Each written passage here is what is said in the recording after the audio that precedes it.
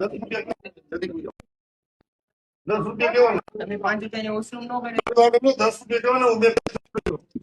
એક જ જણા પેશાબ કર્યો તમે મારી પાસે હવે મારી પાસે પૈસા નથી હવે મને મારો મારી પાસે ફરિયાદ કરો કાયદેસર કરો અત્યારે હું દીવ ઉભો છું કેવી રીતના પ્રવાસીઓને લૂંટવામાં આવે છે એનો જાગતો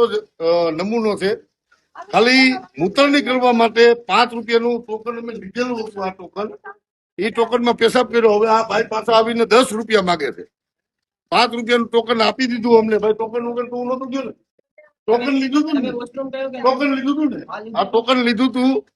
પછી આ ભાઈએ ₹10 ન્યા માગે ભાઈ વાય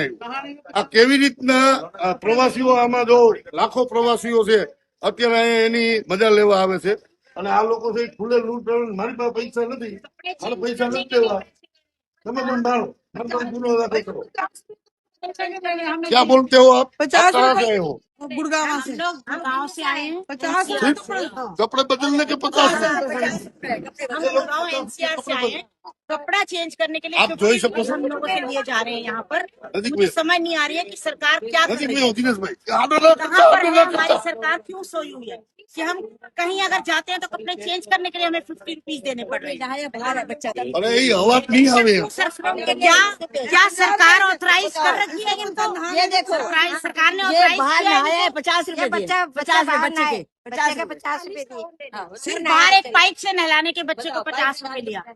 मैडम ने बोला कि 50 रुपए ले लो मैं और वॉशरूम के 20 रुपए જોઈ લો આ લોકોની દાદાગીરી આપની સામે જ છે